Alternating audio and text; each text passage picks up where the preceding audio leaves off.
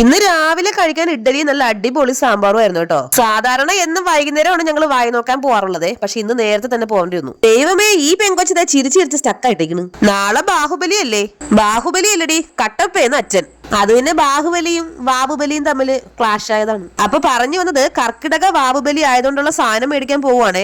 ഒരാളിവിടെ licence ഇല്ലാത്ത വണ്ടി ഓടിച്ചിട്ട് കുഴപ്പമുണ്ടേ. ആദ്യം തന്നെ വാവിന് ഗസ്റ്റ് ആയിട്ട് വരുന്ന ആത്മാക്കൾക്ക് കുടിക്കാൻ വേണ്ടിട്ട് പാൽപ്പൊടി എടുക്കാന്ന് വിചാരിച്ചു. നമ്മുടെ ഫാമിലിയിൽ ജീവിച്ചിരിക്കുന്ന എല്ലാരും മാക്ക കുടിക്കുന്ന സാധനമാണ് ചായ. എന്നാ പിന്നെ അത് കുറയ്ക്കണ്ടെന്ന് വിചാരിച്ചു. വേണ്ട, ഈ ഇടാൻ പോണ മാമിപ്പോക്കെ പറഞ്ഞവർക്കുള്ളല്ലോ കേട്ടോ, എന്റെ കൊച്ചിനുള്ളതാണ്. ഇനി അടുത്ത് വേണ്ടത് സാമ്പാറിനുള്ള പരിപ്പും പരിപ്പ് കറിക്കുള്ള പരിപ്പും പിന്നെ അങ്ങനെയുള്ള കുറച്ച് അൽക്കുലത്തെ സാധനങ്ങളുമാണ്. പായസം ഇല്ലാതെ എന്തോന്ന് കർക്കിടക വാവല്ലേ, അതുകൊണ്ട് 2 പായസം മിക്സ് എടുക്കാന്ന് വിചാരിച്ചു. ചാക്കി കെട്ടി ഇതുപോലെ സൂക്ഷിച്ചു വെച്ചിരുന്ന സാധനത്തിന്റെ വില കേട്ട് ഞെട്ടിയ ഞാൻ അത് അതുപോലെ തന്നെ അവിടെ വെച്ചു ഗൈസ്. കപ്പൽ ഓട്ടിക്കുന്ന വെയിറ്റ് ഒരു തോളിലിട്ടാണ് എന്റെ കൊച്ചോടെ ട്രോളി പിടിച്ചോണ്ട് നിൽക്കുന്നത്. അത് നിങ്ങൾ ആരും കാണാതെ പോകരുത്. സത്യം പറഞ്ഞാൽ ഈ കടയിൽ അമ്മയച്ഛനെ വിളിച്ച് ബാക്കി എല്ലാം കിട്ടും വാങ്ങിക്കാൻ.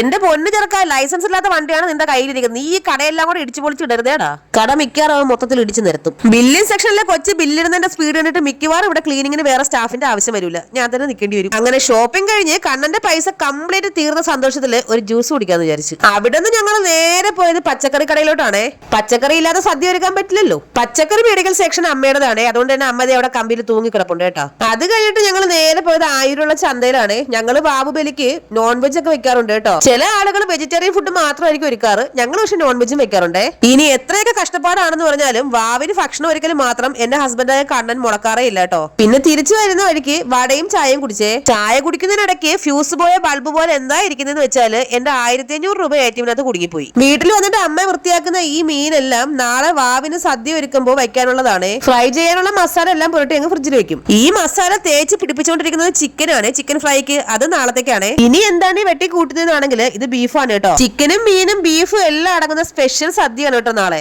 എല്ലാം കഴിഞ്ഞ് ഞാൻ തുണിയിലൊക്കെ ഇറങ്ങിയപ്പോ ഒരു ഉച്ചേ മുക്കാലായി കേട്ടോ. സത്യം പറഞ്ഞാൽ വൈകുന്നേരം 6 മണി ആയിരുന്നു. പിന്നെ എന്തിനാണ് ഈ മൂട്ടിക്കൊണ്ടൊന്ന് പുകയിടണമെന്നാണെങ്കിൽ മുടിഞ്ഞ കൊതുക്. വാവിന്റെ സദ്യ ഒരുക്കലും പാചകവും എല്ലാം നാളെ ലോങ് വീഡിയോ ഉണ്ടാവുകയെ കൂടെ കണ്ണനും ഉണ്ടാവും കേട്ടോ. നമ്മുടെ ചാനൽ സബ്സ്ക്രൈബ് ചെയ്യാൻ മറക്കരുതേ. ടാറ്റാ.